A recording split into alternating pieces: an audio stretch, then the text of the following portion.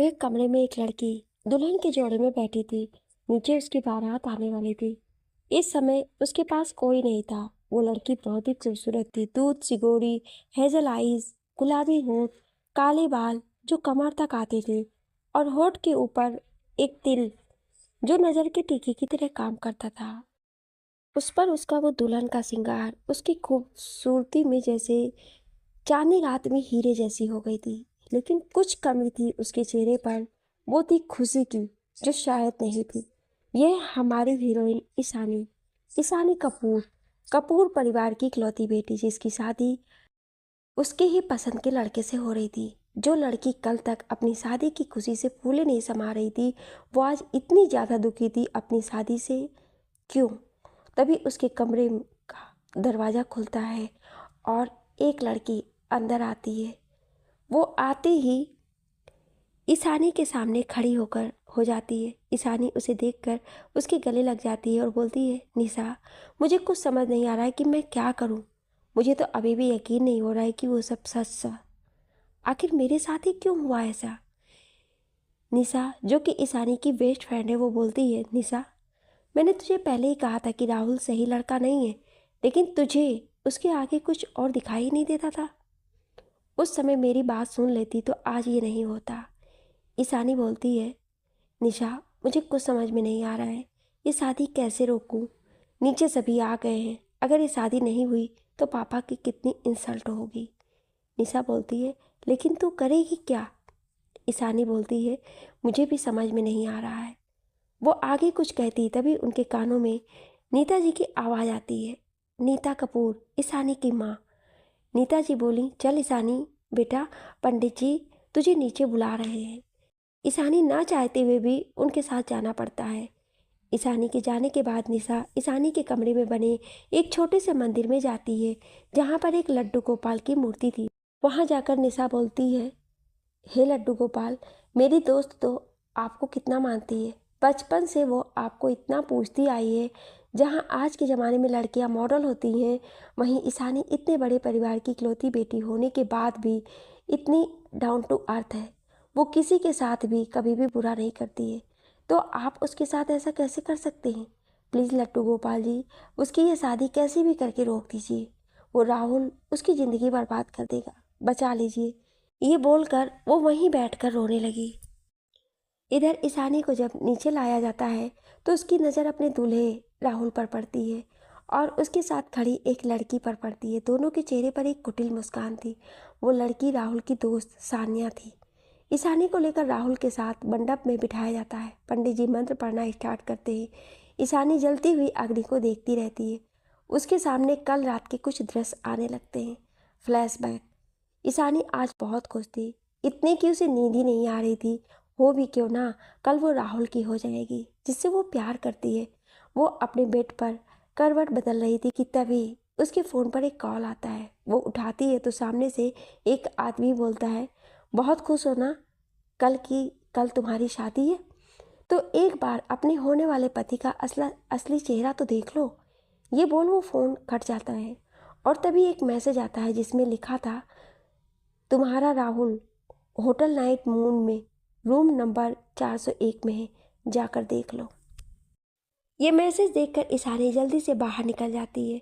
वो करीब 20 मिनट में उसी होटल के रूम के बाहर थी। उसने देखा कि दरवाज़ा सही से बंद नहीं है। उसने हल्का सा खोल कर देखा तो सामने का नज़ारा देखकर उसके पैरों तले ज़मीन खिसक गई। सामने उसका प्यार, उसका होने वाला पति राहुल बिस्तर पर एक लड़की के साथ इंटीमेट हो रहा था। वो लड़की कोई और नहीं, सान्या थी। इस समय दोनों के बदन पर एक भी कपड़ा नहीं था। राहुल पागलों की तरह उसे किस कर रहा था। उनकी इंटीमेट आवाज़ें ईशानी के कानों में गर्म शीशे की तरह घुल रही थी। तभी सान्या बोलती है, राहुल माय लव, कल के बाद तो हमें ऐसे नहीं मिल पाएंगे। मैं तुम्हें और तुम्हारा ये प्यार बहुत मिस करूँगी। राहुल बोला, नहीं मेरी जान, मैं कल के बाद भी तुम्हारा ही रहूँगा और ऐसे ही तुम्हें प्यार करूँगा। रही बात शादी की, तो शादी उस ईशानी की जायदाद के लिए हो रही है। शादी के बाद मैं उसे रास्ते से हटाने का इंतज़ाम कर चुका हूँ। फिर हम और हमारा प्यार। सानिया बोली, Rahul I love you. Rahul ये सुनकर अपनी रफ्तार और बढ़ा देता है, जिससे सानिया और भी ज़्यादा सिसकियाँ लेने लगती है।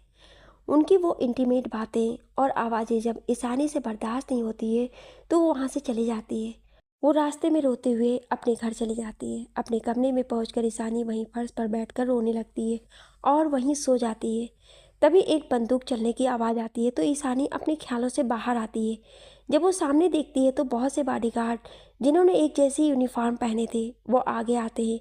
उन्हें देखकर वहाँ के सभी लोगों की जान हलक में अटक जाती है, क्योंकि वो जिसके आदमी थे उनको ना जानने वाले शायद ही कोई होगा। वो सभी अंदर जाकर सभी को घेर लेते हैं। सभी लोग उनकी गन पॉइंट पर होते हैं। दो गार्ड आकर राहुल को पकड़ लेते हैं। सुजीत कपूर, ईशानी के पापा, बोले, ये क्या कर रहे हैं आप लोग? हमारी आपसे कोई दुश्मनी नहीं है। यहाँ तो मेरी बेटी की शादी हो रही है। आप लोग किसी गलत जगह पर आ गए हैं। राहुल बोला, हाँ, मेरा तो आप लोगों से कोई लेना देना नहीं है। मैं तो आपके बॉस से मिला भी नहीं हूँ कभी। प्लीज़ मुझे छोड़ दीजिए। तभी एक गार्ड बोलता है, तेरी इतनी हैसियत भी नहीं कि तू हमारे बॉस से मिल भी सके, समझा? और जान की खैर चाहता तो चुपचाप यहीं खड़ा रहे, नहीं तो यहीं तेरी समाधि बना देंगे। राहुल उन लोगों को ध्यान जब भटका देखता है तो उस बॉडीगार्ड के बेल्ट में लगी गन को निकाल लेता है। वो किसी पर चला पाता तब तक एक गन शूट की आवाज़ आती है और साथ में ही राहुल के चीखने की। राहुल के उस हाथ में गोली लगी थी जिससे उसने गन ली थी। सबका ध्यान दरवाजे की तरफ जाता है जहाँ पर एक रोबीला शख्सियत खड़ा था। उसे देखकर राहुल के साथ साथ सभी की आंखों में डर समा जाता है, लेकिन ईशानी की आंखें उसे देखकर शॉक के मारे खुली की खुली रह जाती हैं। सुजीत कपूर, मिस्टर अथर्व रायचंद? जी हाँ, ये है हमारे hero Atharva Raichand. 6 feet 6 inch की हाइट, ब्लू आइज, हैंडसम चेहरा जिस पर इस समय कोई भी इमोशंस नहीं था। बॉडी ऐसी कि जैसे कोई ग्रीक गॉड भी शर्मा जाए। लड़कियों की दिल की धड़कन, इनकी मौजूदगी ही किसी की डर से जान लेने के लिए ही काफ़ी है। अथर्व एक माफिया के साथ साथ एक बहुत ही बड़ा बिजनेसमैन भी था। अथर्व ने इस समय एक ब्लैक कलर का 3 पीस सूट पहना हुआ था। उसके बाल जेल से सेट थे। एक हाथ में लिमिटेड एडिशन की वॉच जिसे उसने अपने पॉकेट में रखा था और दूसरे में गन थी। वो रौब से चलते हुए अंदर आ रहा था जैसे कोई शेर अपने राज्य के भ्रमण पर निकला हो। अथर्व चलते हुए राहुल के पास आकर कहता है, तुम्हें क्या लगता है कि तुम जैसा कीड़ा मेरा कुछ बिगाड़ सकता है? ये बोल राहुल को एक स्माइल पास करता है, जैसे ये जताने की कोशिश कर रहा हो कि वो उसके आगे धूल बराबर भी नहीं है। ये बोल वो ईशानी की तरफ मुड़ता है, जो अभी भी शौक होकर अथर्व को देख रही थी। अथर्व उसके पास जाकर उसके चारों ओर घूमकर बोलता है, सो मिस ईशानी कपूर, बहुत घमंड है ना तुम्हें अपने आप पर, अपनी खूबसूरती पर? ये बोल एक झटके से ईशानी को उसकी कमर से पकड़कर खुद से सटा लेता है। ईशानी उससे छूटने के लिए स्ट्रगल कर रही थी। ईशानी, छोड़ो मुझे। लगता है उस दिन का थप्पड़ भूल गए हो जो आज ऐसी हरकत कर रहे हो। मैं कहती हूँ छोड़ो मुझे। बहुत तकलीफ हो रही है ना मेरे छूने से? अब यही तकलीफ जिंदगी भर बर्दाश्त करने के लिए तैयार हो जाओ। सुजीत कपूर, यह आप क्या कह रहे हैं सर? मेरी बेटी ने आपका क्या बिगाड़ा है? आप क्यों कर रहे हैं ये सब? प्लीज़ छोड़ दीजिए उसे, मैं आपके सामने हाथ जोड़ता हूँ। अतः जोर जोर से हंसते हुए, क्या बिगाड़ा है? ये तो आपकी बेटी बहुत अच्छे से जानती है। उसी की कीमत इसे अब चुकानी होगी। ए पंडित, चल मंत्र शुरू कर। ये बोल वो मंडप में बैठ जाता है और ईशानी को ज़बरदस्ती बैठा लेता है। ईशानी, छोड़ो मुझे। तुम पागल हो गए हो? छोड़ो मेरा हाथ। मैं कहती हूँ छोड़ो। मुझे नहीं करनी है तुमसे शादी। ये बोल वो उठने लगती है। अतः अगर अपने माँ बाप को जिंदा देखना चाहती हो तो चुपचाप बैठ जाओ। जब ईशानी अपने माँ पापा की तरफ देखती है तो उसको गन पॉइंट पर रखा गया था। ये देखकर ईशानी बोलती है, तुम ऐसा नहीं कर सकते हो। अथर्व, मैं ऐसा कर रहा हूँ। ईशानी अपने माँ पापा के लिए मंडप में बैठ जाती है। कुछ देर बाद पंडित जी फेरों के लिए उठने को बोलते हैं तो ईशानी नहीं उठती है तो अथर्व उसे ज़बरदस्ती अपनी गोद में उठाकर फेरे ले लेता है। उसके बाद अथर्व ईशानी की मांग में सिंदूर डालता है और अपनी जेब से एक मंगलसूत्र निकालकर पहना देता है। पंडित जी, शादी संपन्न हुई। आज से आप दोनों पति पत्नी हैं। अथर्व, बीबी जाओ, जाकर अपने माँ बाप से आखिरी बार मिल लो, और अगर कुछ लेना हो तो ले लो, फिर शायद ही कभी अपने इस मायके में वापस आ पाओ। तो जाओ, बस 10 मिनट है। ये बोल वो एक तरफ जहाँ उसके आदमी एक कुर्सी रख देता है, जिस पर जाकर वो बैठ जाता है। इस समय उसके चेहरे पर एक जंग जीतने जैसी मुस्कान थी। ईशानी अपने माँ पापा से मिलती है तो उसकी माँ उसे देखकर रोने लगती है। तभी सीढ़ियों से निशा उतर कर आती है। वो अथर्व को देखकर एकदम से चौंक जाती है। यही हाल कुछ अथर्व का भी था, लेकिन वो किसी को दिखने नहीं देता है। निशा ईशानी के पास आकर उसके लड्डू गोपाल को उसे दे देती है, फिर उसके गले लग जाती है। कुछ देर बाद अथर्व बोलता है, बीबी तुम्हारा टाइम ख़त्म हो गया है, चलो। तभी उसके सामने आकर निशा बोलती है, यह आपने सही नहीं किया। अथर्व, मुझे ये तुम्हें बताने की ज़रूरत नहीं कि मैं क्या करता हूँ क्या नहीं। बेहतर यही होगा कि तुम मेरी बात मानो और लौट आओ। निशा, कभी नहीं। आज जो आपने किया उसके बाद तो कभी भी नहीं। ये बोल वो चली जाती है। अथर्व ईशानी की बाँह पकड़कर उसे अपने साथ ले जाता है। उसके जाने के बाद सभी की सांस में सांस आती है। नीता जी तो वहीं बैठकर रोने लगती हैं और सुजीत जी की आंखों से आंसू बहने लगते हैं। वो अपने हाथों से अपने सिर को पीट रहे थे। निशा नीता जी को संभाल रही थी। वहीं राहुल और सान्या को बहुत गुस्सा आ रहा था, उनके प्लान फेल हो गया था। अथर्व ईशानी की बाँह पकड़कर बाहर लाता है। उसके सामने लिमिटेड एडिशन की एक कार खड़ी थी। एक बॉडीगार्ड आकर दरवाज़ा खोलता है तो अथर्व ईशानी को उसमें ज़बरदस्ती बैठाकर खुद भी बैठ जाता है। उसके बैठते ही ड्राइवर कार स्टार्ट कर देता है। कार में भी अथर्व ने ईशानी का एक हाथ पकड़ रखा था। ड्राइवर जब अथर्व को मिरर में देखता है तो उसे ही घूर रहा था।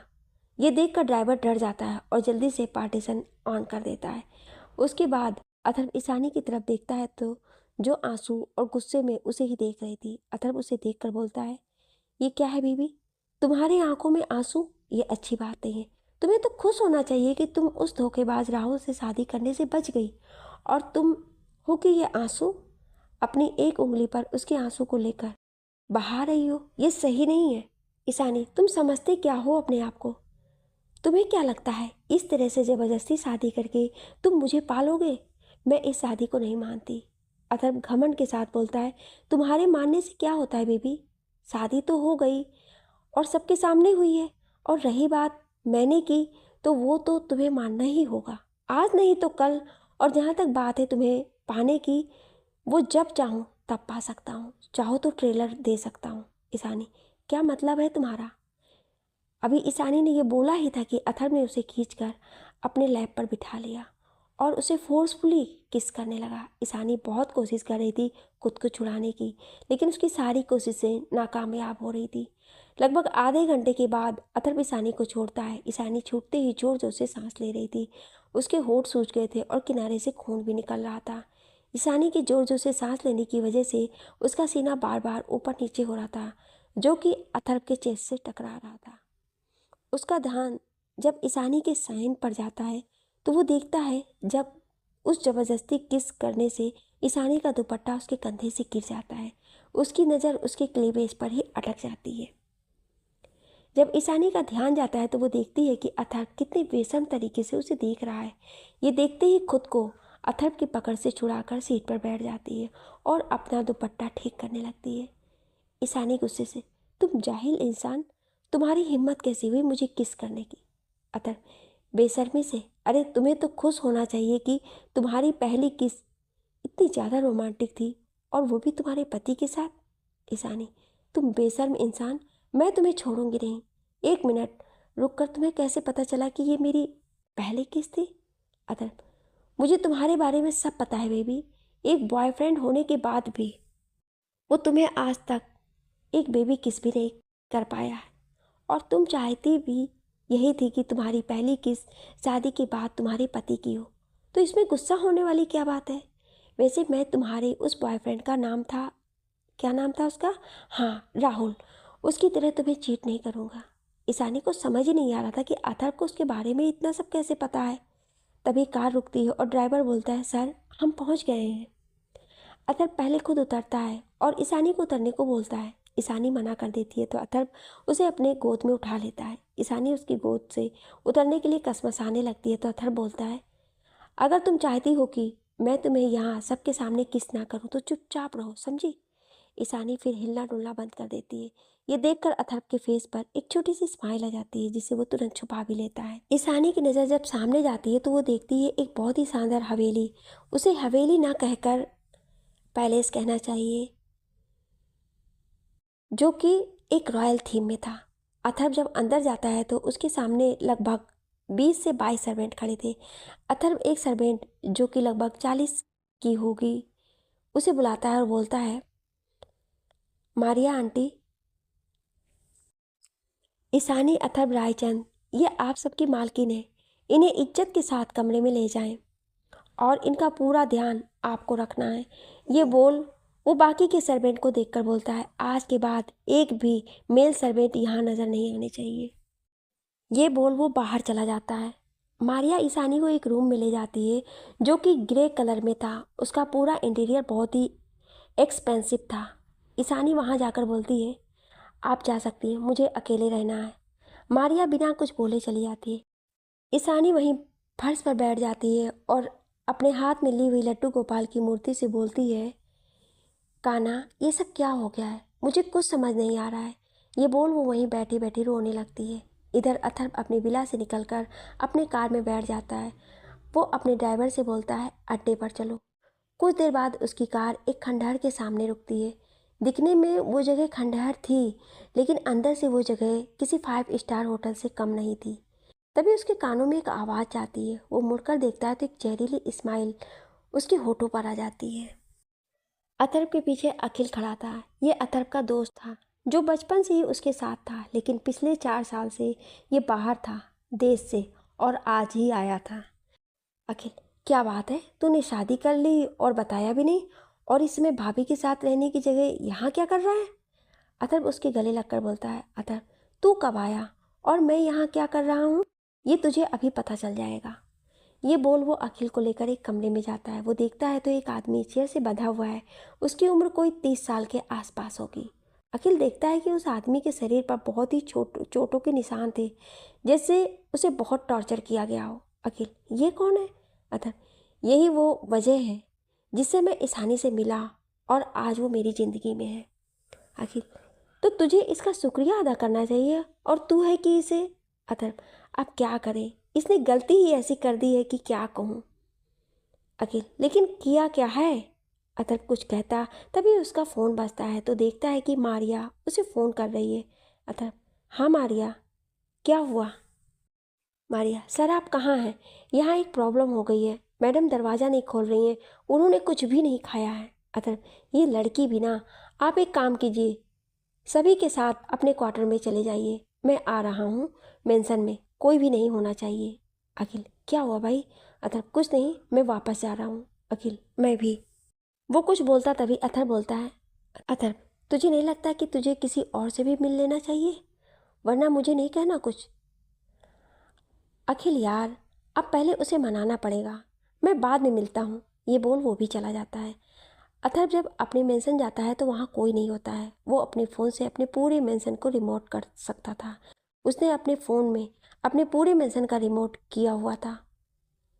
उसका मेंशन रोबोटिक टेक्नोलॉजी से बना हुआ था। अथर्व जब अपने रूम के पास जाता है तो वो अपने रूम का दरवाज़ा खोलता है। अंदर जाकर देखता है तो उसे ईशानी नहीं दिखाई देती है। तभी उसकी नज़र बालकनी में जाती है। वो देखता है कि ईशानी ने अभी भी अपनी शादी के लहंगे ही पहना है, बस उसने अपनी चुन्नी जो सर पर थी उसके कंधे पर ले ली थी। ईशानी की गोरी पीठ और गोरी कमर अथर्व को साफ साफ दिख रही थी। वो जाकर ईशानी को पीछे से अपने बाहों में जकड़ लेता है।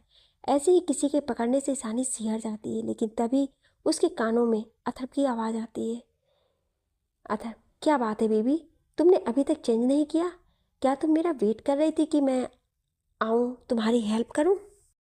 ईशानी खुद को अथर्व से छुड़ाने लगती है। ईशानी, छोड़ो मुझे, तुम्हारी हिम्मत कैसी हुई मुझे छूने की। उसने इतना ही कहा था कि तभी वो झुक जाती है, क्योंकि अथर्व ने उसके ब्लाउज की डोरी खोल दी थी और उसका दुपट्टा भी दूर फेंक दिया था। ईशानी खुद को छुड़ाकर भागने की कोशिश करती है, लेकिन अथर्व उसे पकड़ लेता है और उसके ब्लाउज को निकाल कर फेंक देता है। इस समय ईशानी की अपर बॉडी पूरी तरह से न्यूड थी।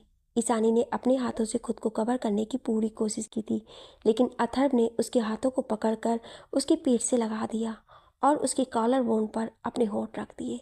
वो धीरे धीरे ईशानी के साइन को सक करके किस करने लगा। वो काट भी रहा था। ईशानी की आंखों से आंसू निकल रहे थे। वो अपने हाथों को छुड़ाने की कोशिश कर रही थी, जिससे उसकी चूड़ियां टूट रही थी। अथर्व ईशानी में खोया हुआ था कि उसे अपने हाथों पर कुछ गर्म फील होता है। वो उसे किस करना छोड़कर उसके हाथों को देखने लगता है, तो वो देखता है कि ईशानी के हाथों में चूड़ियों को टूटने की वजह से कट लग गए हैं, जिनसे खून निकल रहा था। ईशानी बेहोश हो चुकी थी। एक तो पिछली रात राहुल के धोखे को जानकर वो बहुत रोई थी और पूरा दिन भी उसने कुछ नहीं खाया था। आज अब इतना सब कुछ वो कैसे सह नहीं पाई और कमजोरी से वो बेहोश हो गई।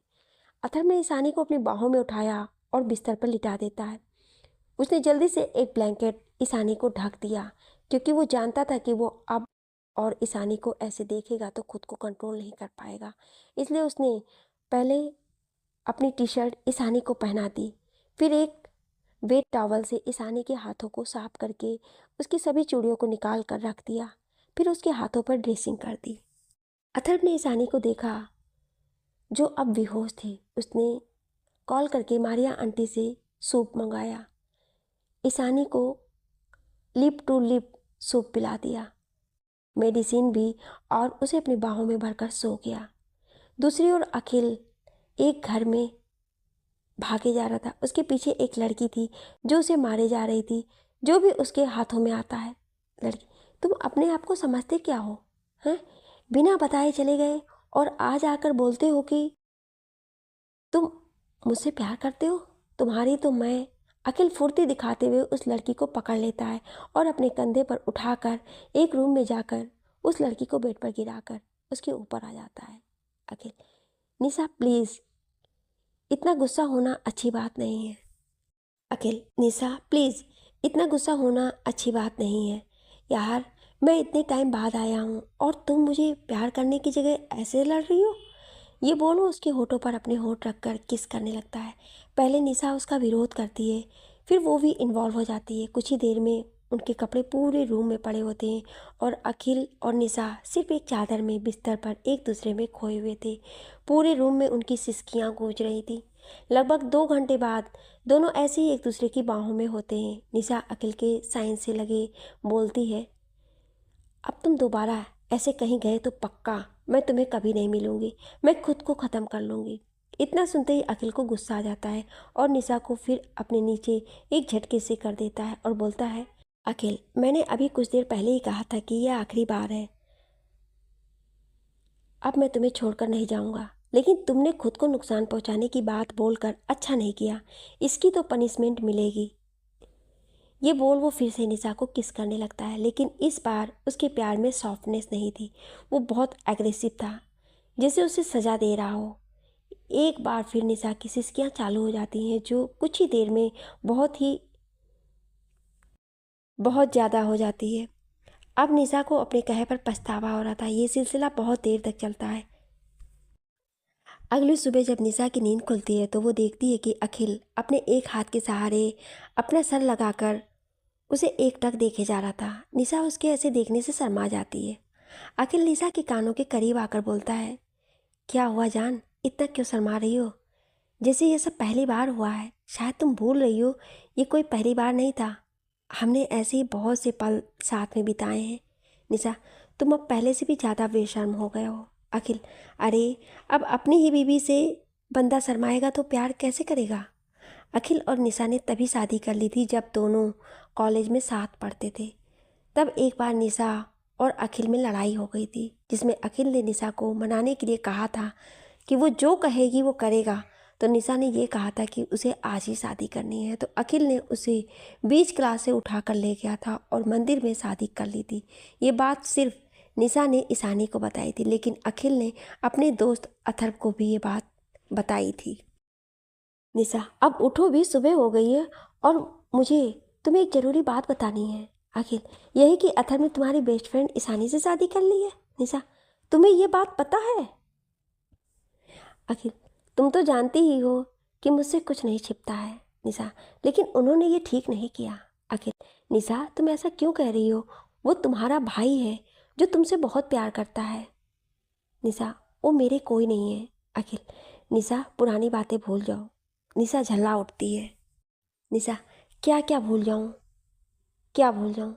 जब भी एक बात भूलने की कोशिश करती हूँ तो वो कुछ नया जरूर कर देते हैं, जिससे उनके लिए मेरी नफरत और बढ़ जाती है। अब तो उन्होंने मेरी दोस्त की पूरी लाइफ ही बर्बाद कर दी है।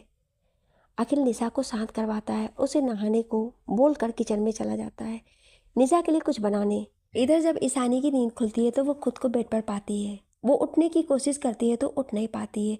वो जब अपने साइड में देखती है तो अथर्व उसे पकड़कर सोया था। वो खुद को उससे छुड़ाने लगती है। इसी में अथर्व की नींद भी खुल जाती है।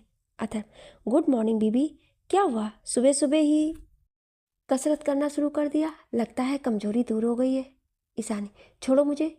तुम्हारी हिम्मत कैसी हुई मुझे हाथ लगाने की और मेरे साथ वो सब करने की? अथर्व ईशानी को खींचकर अपने नीचे कर लेता है और बोलता है, अभी तो मैंने कुछ भी नहीं किया है बीबी, लेकिन अगर तुमने मेरी बात नहीं मानी और दोबारा ऐसी हरकत की तो जरूर करूँगा। ईशानी, मुझे यहाँ नहीं रहना।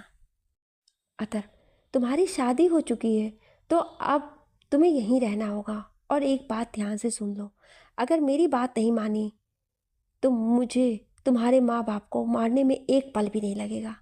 सो माय डियर बेबी, अब एक अच्छी बीवी की तरह मेरी सारी बातें मानना, ओके? ये बोल वो ईशानी के ऊपर से उठ जाता है और बोलता है, अदर, जाओ जाके नहा लो, फिर तैयार होकर नीचे ब्रेकफास्ट के लिए आ जाना। ईशानी, मेरे पास कपड़े नहीं हैं। अदर, अगर देखोगी तो ही मिलेंगे। ये बोल वो चला जाता है। ईशानी उसकी बात सुनकर कबर्ड के पास जाकर उसे खोलती है तो वो दंग रह जाती है। उसमें इंडियन, वेस्टर्न सभी तरह के कपड़े रखे थे और सभी ईशानी के साइज के थे। यहाँ तक कि उसके अंडरगारमेंट्स भी रखे थे। ईशानी को ये देखकर शर्म आ जाती है। वो एक रेड कलर का सूट निकाल कर नहाने चली जाती है। कुछ देर बाद ईशानी जब कमरे से बाहर नीचे डाइनिंग हॉल में आती है तो सबकी नज़र उसी पर ही थम जाती है। ईशानी उस रेड सूट में बहुत ही खूबसूरत लग रही थी। उस पर उसके हाथों में भरा हुआ वो चूड़ा, मांग में सिंदूर और गले में मंगलसूत्र, वो धीरे धीरे नीचे उतरती है। अथर्व तो उसको देखता ही रह जाता है। तभी उसके कानों में एक आवाज़ आती है, अखिल, अब भाभी को नज़र लगाएगा क्या?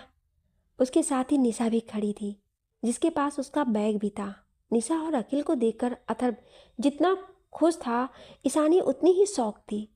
दूसरी ओर एक लड़का अपने रूम में सब सामान इधर उधर फेंक रहा था। वो कोई और नहीं, राहुल ही था, जिसका पूरा प्लान फेल हो गया था। तभी वहाँ पर सान्या आ जाती है। सान्या, ओहो राहुल, तुम भी ना, क्यों इतना गुस्सा हो रहे हो? तुम्हें तो खुश होना चाहिए। राहुल, तुम्हारा दिमाग ठिकाने पर तो है? यहाँ ईशानी की प्रॉपर्टी को हासिल करने का सारा प्लान खराब हो गया और तुम खुश होने की बात कर रही हो? पागल तो नहीं हो गई हो? तभी सान्या कुछ कहती है, जिसे सुनकर दोनों के चेहरे पर एक सातिर मुस्कान छा जाती है। अथर्व निशा के पास जाता है, लेकिन निशा उसके सामने से निकलकर ईशानी के पास जाकर उसके गले लग जाती है। ईशानी निशा को वहाँ देखकर कुछ पूछती, तभी उसके कानों में अथर्व की आवाज़ आती है, अथर्व, सिर्फ भाभी से ही मिलोगे, अपने भाई से नहीं? ईशानी शॉकिंग एक्सप्रेशन के साथ बोलती है, भाई? निशा, शायद आप भूल गए हैं कि आपके और मेरे बीच अब कोई भी रिश्ता नहीं है। मैं यहाँ सिर्फ और सिर्फ ईशानी के लिए आई हूँ। अथर्व, वो अब तुम्हारी भाभी है। निशा अथर्व को इग्नोर करके बोलती है, निशा, ईशानी तू ठीक तो है ना? इन्होंने तुझे कोई तकलीफ तो नहीं दी? ये बोलते हुए उसकी नज़र ईशानी के गले पर जाती है, जहाँ पर अथर्व के दांतों के निशान थे, जो अब नीले हो चुके थे। निशा अपना एक हाथ उठाकर उस निशान को छूती है, तभी उसे ईशानी की एक दर्द बाहरी आह सुनाई देती है, जिसके बाद वो अथर्व से बोलती है। निशा गुस्से से अथर्व को देखकर कुछ बोलती, तभी अथर्व बोलता है, जो कि निशा को ईशानी के निशान देखते हुए देख लिया तब, और वो समझ गया था कि अब वो क्या बोलने वाली है। अथर्व, ये हम पति पत्नी के बीच का मामला है, तो तू दूर रहे, इससे यही अच्छा होगा। निशा, और आप मेरी फ्रेंड से दूर रहें, ये अच्छा होगा। अथर्व, वो मेरी वाइफ है और उसके और मेरे बीच में बोलने का राइट मैंने किसी को नहीं दिया है। तो अच्छा होगा तू इन सब से दूर रहे। निशा कुछ नहीं बोलती है और ईशानी का हाथ पकड़कर एक कमरे में चली जाती है। अथर्व भी अखिल के साथ हॉल में बैठ जाता है। यहाँ निशा ईशानी से पूछती है, निशा, ईशानी मुझे ये बता कि तू भाई को कैसे जानती है और उन्होंने ऐसा क्यों किया। दूसरी ओर अखिल भी अथर्व से पूछता है कि उसने ईशानी से ज़बरदस्ती शादी क्यों की। दोनों ही बताते हैं। फ्लैशबैक, 1 महीने पहले ईशानी अपने हॉस्पिटल से वापस आ रही थी। ईशानी एक हार्ट स्पेशलिस्ट है कि उसे अपने फ़ोन पर अपनी माँ का कॉल आता है। ईशानी, हाँ माँ, बस पहुँच जाऊँगी कुछ देर में, आज एक इम्पॉर्टेंट ऑपरेशन था। नीता जी, अरे बेटा, मैंने ये बताने के लिए फ़ोन किया था कि आज तेरे पापा को इम्पोर्टेंट काम की वजह से शिमला जा रहे हैं और मुझे भी जाना होगा। ईशानी, ओके माँ, कोई बात नहीं, आप जाओ। कुछ और बात करके वो फ़ोन कॉल कट कर देती हैं। ईशानी खुद से, अब मम्मा तो है नहीं, तो एक काम करते हैं, होटल में ही कुछ खा लेते हैं। ये बोलकर वो होटल में चली जाती है। वहाँ जाकर वो एक प्राइवेट रूम बुक करती है। ईशानी को ज़्यादा भीड़ नहीं पसंद है और एक फेमस डॉक्टर होने की वजह से सभी उसे जानते थे। ईशानी अपने प्राइवेट रूम में जाकर डिनर कर रही थी कि उसके रूम में एक लड़की आकर दरवाज़ा बंद कर लेती है। उसकी हालत ठीक नहीं थी, उसकी शर्ट की बाजू फटी हुई थी और शायद बेड रेस्ट थी। ईशानी, हे, क्या हुआ तुम्हें? वो लड़की, प्लीज़ मैम, मुझे बचा लीजिए, वो मेरे साथ ज़बरदस्ती करने की कोशिश कर रहे हैं। मैंने जब विरोध किया तो मुझे जॉब से निकलवाने की बात की है। मैं ये जॉब नहीं छोड़ सकती हूँ, प्लीज़। ईशानी, कौन है वो लड़की? वो पास वाले रूम में है।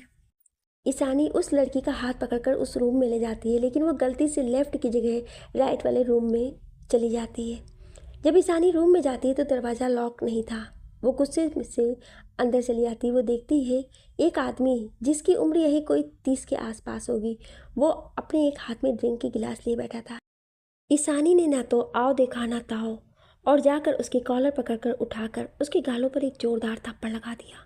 वो थप्पड़ इतना जोर का था कि उसकी उंगलियों के निशान छप गए। जब उस वेट्रेस ने उसका चेहरा देखा तो उसकी जान ही हलक में उतर गई। वो ईशानी का हाथ पकड़ के खींचने लगी, लेकिन ईशानी अपने गुस्से में बोलती है, तुम अपने आप को समझते क्या हो, हैं? लड़की अगर गरीब है तो तुम अपने पैसे से उसकी इज्जत खरीद लोगे? तुम्हारी हिम्मत कैसे हुई इसके साथ ऐसा करने की? तुम अमीर हो तो कुछ भी करोगे। सामने वाला शख्स कोई और नहीं, अथर्व ही था, जो अपनी गुस्से से नीली आंखें लिए ईशानी को ही घूर रहा था। वो कुछ बोलता तभी उसके कमरे में एक आदमी आता है और उस वेट्रेस से बोलता है, आदमी, तो तू यहाँ है, तुझे क्या लगा तू बच जाएगी? वो उस वेट्रेस का हाथ पकड़ता तभी उसकी नज़र अथर्व पर पड़ती है और उसका डर से बुरा हाल हो जाता है। ईशानी अब कंफ्यूज हो चुकी थी। तभी वहाँ पर 10-12 गार्ड्स आ जाते हैं। तभी एक रोबदार आवाज़ आती है जो कि अथर्व की थी।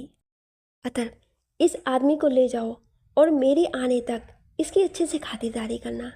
ईशानी की ओर देखकर, और तुम अब इंतज़ार करो अपनी किए को चुकाने का। ये बोल वो एक नज़र उसको देख कर चला जाता है। उसके जाने के बाद वो वेट्रेस ईशानी से बोलती है, मैम, आपने मेरी बात क्यों नहीं सुनी? ये वो नहीं था, वो तो वो था जो बाद में आया था। ये तो इस शहर का सबसे बड़ा बिजनेसमैन और माफिया लीडर अथर्व रायचंद था। अब वो आपको नहीं छोड़ेंगे। ईशानी, ओ नो, मुझसे ये क्या हो गया? बेट्रेस, अब आगे का क्या? ईशानी, कुछ नहीं होगा, तुम जाओ। उस दिन के बाद ईशानी ने सोचा कि जब भी वो अथर्व को देखेगी अपनी गलती की माफ़ी मांग लेगी, लेकिन अथर्व उस दिन के बाद उसे दिखा ही नहीं, और दिखा भी तो उसकी शादी में। Flashback and. ईशानी, यही बात थी जिसकी वजह से वो मुझसे बदला लेना चाहता था और उसने शादी की। दूसरी ओर अखिल को जब ये सब सुनता है तो उसकी हंसी ही नहीं रुक रही थी। अखिल हंसते हुए, यार सीरियसली, तुझे भाभी ने पहले ही मुलाकात में थप्पड़ मार दिया? काफ़ी डेयरिंग है। और तूने उससे बदला लेने के लिए शादी कर ली? अथर्व, नहीं, बदला नहीं, कुक। और अखिल, कुछ और मतलब? अथर्व, अथर्व, वो तुझे टाइम आने पर पता चलेगा। अखिल, अच्छा वो छोड़, मैंने और निशा ने शादी का फैसला ले लिया है और हम दोनों कल ही कोर्ट में शादी कर रहे हैं। ये सुनकर अथर्व खुश हो जाता है। आखिर वो भी जानता था कि निशा और अखिल बचपन से एक दूसरे से प्यार करते थे। इधर निशा भी ईशान को बताती है कि ईशानी भी खुश हो जाती है क्योंकि पिछले 4 साल से उसने निशा को अखिल का इंतज़ार करते देखा था। तभी एक सर्वेंट आती है और उसके पास कुछ सामान होता है जिसे देखकर ईशानी खुश हो जाती है। उस सर्वेंट के हाथों में ईशानी का हॉस्पिटल का बैग और उसके सभी सामान जो उसे एज अ डॉक्टर अपने पास रखती है वो था, और साथ ही उसका फ़ोन भी था। ईशानी कुछ बोलती तभी एक सर्वेंट और आती है। उसके हाथों में एक महंगा गाउन था और दूसरे हाथों में साड़ी थी जो कि बहुत ही खूबसूरत थी। ईशानी, ये ड्रेस और साड़ी किसके लिए है? तभी पीछे से अतर की आवाज़ आती है, तुम्हारे लिए। ईशानी, मुझे नहीं चाहिए। अतर, तुमसे पूछ कौन रहा है?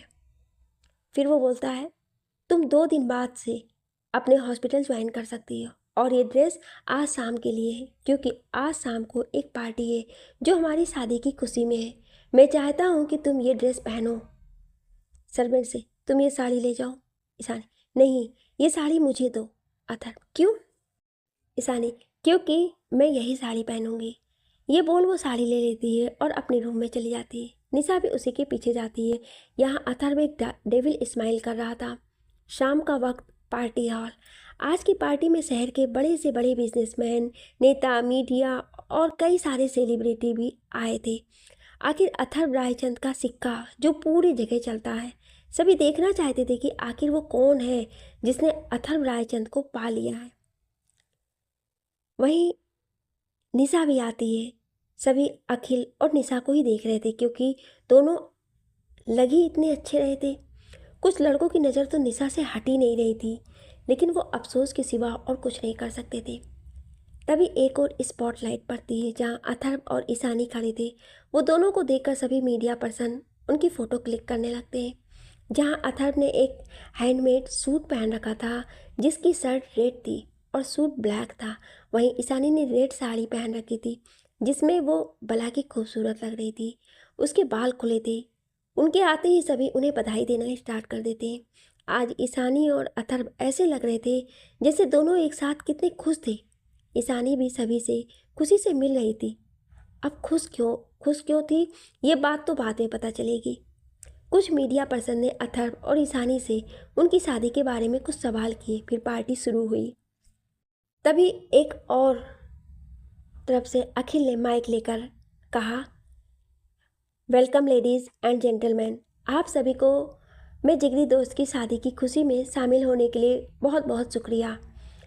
अब मैं अपने दोस्त से एक रिक्वेस्ट करूंगा कि वो अपनी लवली स्वीट ब्यूटीफुल वाइफ के लिए अपने अल्फाज गुनगुनाएं।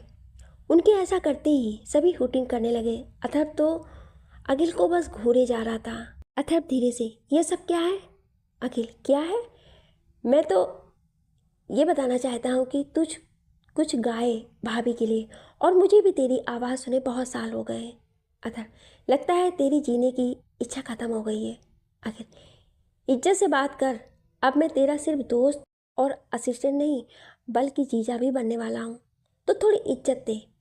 अथर्व एक नज़र ईशानी को देखता है, फिर एक आदमी को इशारा करता है तो वो आदमी अथर्व को लेकर एक गिटार दे देता है। अथर्व उस पर ट्यून सेट करता है। ईशानी को देखकर गाना शुरू करता है। तूने ज़िंदगी में आके ज़िंदगी हो ज़िंदगी बदल दी, तूने प्यार यूँ निभा के ज़िंदगी हो ज़िंदगी बदल दी, तूने ज़िंदगी में। अथर्व गा रहा था कि अखिल ईशानी के पास जाकर उसे डांस के लिए ले आता है और उसके साथ डांस करने लगता है। उसके साथ बहुत से लोग अपने पार्टनर के साथ डांस कर रहे थे। तभी अथर्व आकर ईशानी को अपनी ओर खींच लेता है, उसके साथ डांस करने लगता है। अखिल भी एक स्माइल करके निशा के साथ डांस करने लगता है।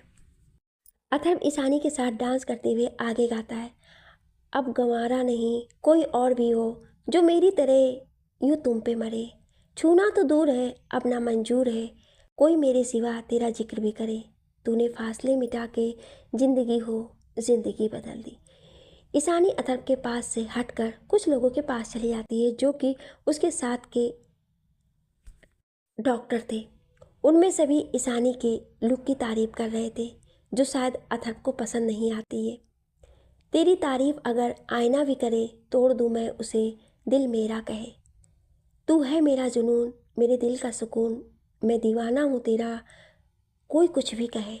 ये दीवानगी बढ़ा के जिंदगी हो, जिंदगी बदल दी तूने जिंदगी में। अथर्व के गाने के बाद ईशानी मन में बोलती है, ये राक्षस इतना अच्छा गाता है, मुझे तो यकीन ही नहीं हो रहा है। और कब ये पार्टी खत्म होगी मुझसे और ये नाटक नहीं होगा, हे भगवान। वो सोच ही रही थी कि उसके पास एक आदमी आता है जिसकी उम्र यही कोई 50 साल होगी। वो ईशानी से कहता है, मुझे नहीं पता था कि अथर्व रायचंद के पास ऐसी चीज़ है। मानना पड़ेगा, तुम हो ही ऐसी कि कोई भी तुम्हें पाना चाहेगा। ये बोल वो हवस भरी निगाह से ईशानी को देख रहा था। ईशानी उसकी बातों का कोई जवाब नहीं देती है और वहाँ से जाने लगती है। तभी वो आदमी ईशानी की तरफ हाथ बढ़ा देता है, जिससे वो ईशानी के ब्लाउज़ की डोरी को खींच देता है। ईशानी डर जाती है और वो उससे खुद को छुड़ा पाती है। तभी एक गोली की आवाज़ आती है और उस आदमी की चीखें पूरे पार्टी हॉल में गूंज जाती है। ईशानी खुद को अपनी साड़ी के पल्लू से ढक लेती है और उस ओर देखती है जहाँ से गोली चली थी। वहाँ पर अथर्व एक हाथ में बंदूक और एक हाथ अपने पॉकेट में डाले किसी राजा की तरह चला आ रहा था। इस समय उसका चेहरा एकदम डार्क था, उसकी आंखें गुस्से से खून की तरह लाल हो गई थी। निशा भागकर ईशानी के पास आती है और ईशानी को पकड़ लेती है। तब जाके ईशानी का ध्यान टूटा। अथर्व उस आदमी के पास आकर उसे एक जोरदार पंच मारता है, जिससे वो औंधे मुंह गिर जाता है। अथर्व उस आदमी के उस हाथ पर अपने जूते से मसलते हुए बोलता है, जिस पर मैं किसी की नज़र भी बर्दाश्त नहीं कर सकता, उसे तूने छूने की हिम्मत की। अब इसकी सज़ा के लिए तैयार हो जा। ये बोलकर अथर्व अपने एक आदमी को कुछ इशारा करता है तो उसका आदमी अथर्व को एक एसिड की बोतल लेकर देता है, जिसे अथर्व उस आदमी के हाथों पर गिरा देता है। उस आदमी का पूरा हाथ बुरी तरह से जल जाता है। उसकी चीखें पूरे हाल में गूंज जाती हैं। सभी को ये देखकर पसीने छूटने लगते हैं। वहाँ खड़े वो सारे आदमी जिन्होंने कुछ देर पहले ईशानी को लश्ट भरी नज़रों से देखा था, उनके हलक सूख गए थे और वो भगवान से दुआ मांग रहे थे कि अथर्व ने उन्हें नोटिस ना किया हो। तभी सबके कानों में अथर्व की आवाज़ आती है, जो बोलता है, पार्टी इज़ ओवर। ये बोल वो ईशानी का हाथ पकड़कर अपने साथ अंदर ले जाता है। निशा भी जाने लगती है, लेकिन उसे अखिल रोक लेता है। निशा, अखिल छोड़ो मुझे, वो भाई कहीं यीशु को कुछ कर ना दे।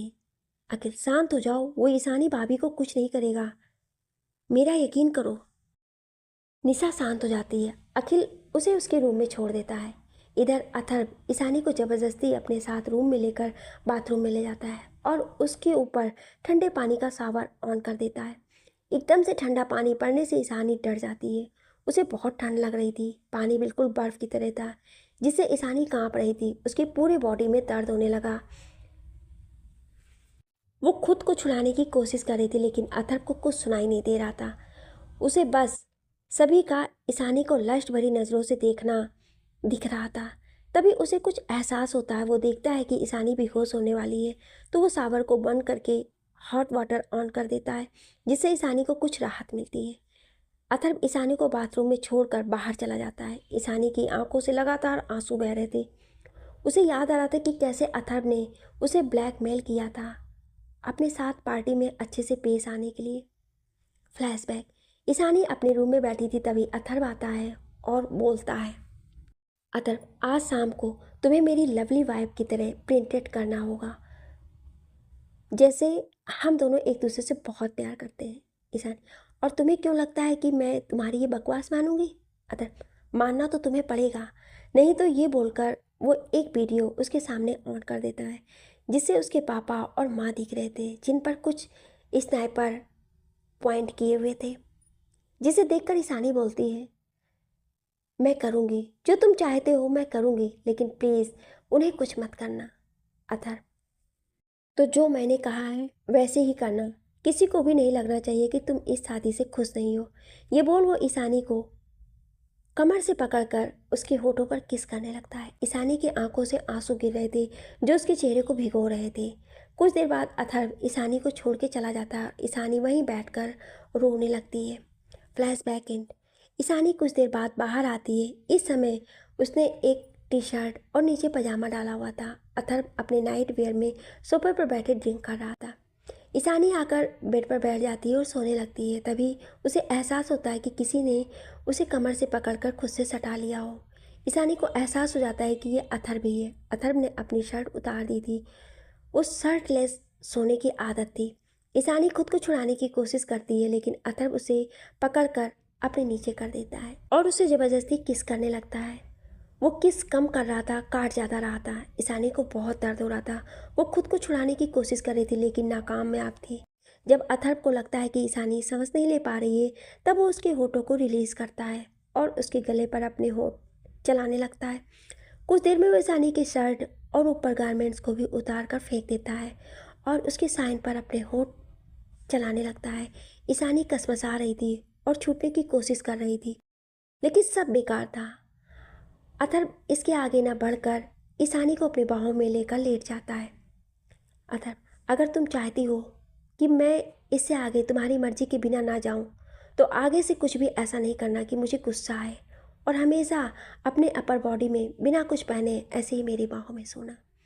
ईशानी को इस समय गुस्सा और शर्म दोनों आ रही थी, लेकिन वो अथर्व की हाँ में हाँ मिलाने के सिवा कुछ नहीं कर सकती थी। कुछ ही देर में दोनों सो जाते हैं। दूसरी ओर ये न्यूज़ सभी जगह फैल गई थी कि अथर्व रायचंद ने उसकी बीवी के साथ बदतमीजी करने वालों इंसान के हाथ को जला दिया है। वहीं हॉस्पिटल में वो आदमी बेड पर लेटा था। उसके सामने एक 27 साल का लड़का बैठा था जो बोलता है, लड़का, मैंने कहा था आपसे, आप उससे दूर रहें, लेकिन नहीं, आपने नहीं माना। उससे दुश्मनी निभाने में आप कुछ नहीं करेंगे। अब जो करूँगा मैं करूँगा। उस अथर्व को बर्बाद न किया तो मेरा नाम भी मानो नहीं। अगले दिन जब ईशानी सुबह उठती है तो जब सोकर उठी तो उसे महसूस हुआ कि कोई उसे जोर से पकड़ा हुआ है। जब वो देखती है तो अथर्व उसे कडल करके सोया हुआ था। उसका चेहरा अभी भी इमोशंस लेस था। एक ही पल, दूसरे ही पल उसे कल का सब याद आ जाता है। उसकी आंखें आंसुओं से भर जाती है। फिर वो उठ जाती है और फ्रेश होकर जब बाहर आती है तो उसे अथर्व बेड पर नहीं था। वो सोफे पर बैठकर सिगरेट पीते हुए दिखता है। ईशानी उसे देखकर एक पल को डर जाती है, क्योंकि अथर्व अभी भी शर्टलेस था। ईशानी जब उसकी ओर देखती है तो अथर्व उसे इशारे से अपने पास बुलाता है। ईशानी ने इस समय प्लाजो और शर्ट पहनी हुई थी। उसके बाल अभी भी भीगे हुए थे।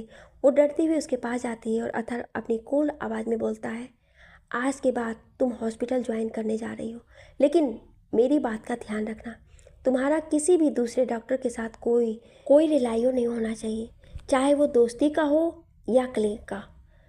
तुम सबसे दूर रहोगी और अगर किसी के पास भी दिखी तो उसकी मौत की जिम्मेदार तुम खुद होगी। बस हाँ में सिर हिला देती है। अथर्व भी फ्रेश होने के लिए चला जाता है।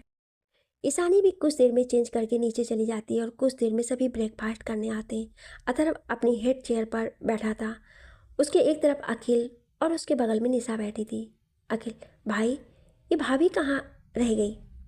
तभी सभी की नज़र किचन से निकलती ईशानी पर जाती है। ईशानी को देखकर अथर्व की नज़र उस पर ही थम जाती है। ईशानी ने आज स्काई ब्लू और ब्लैक के कॉम्बिनेशन की साड़ी पहनी थी।